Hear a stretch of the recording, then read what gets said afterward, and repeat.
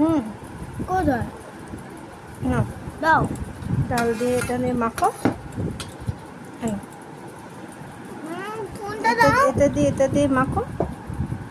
ওটা একটু ডলে দাও লঙ্কাটা মাখো মাখো করে খেয়ে নাও। কাঁকরোল ভাজা, ও কেন কাকু ডাল ভাজাটা আমি খাবো আর হচ্ছে বাঁধাকপি। আর সোমবার না, তাই আমাদের নিরামিষ। নাও খেয়ে নাও বাবা, খেয়ে নাও।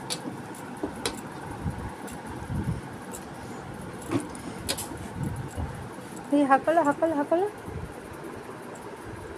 খেয়ে কেমন বলো, ডালটা কেমন হয়েছে?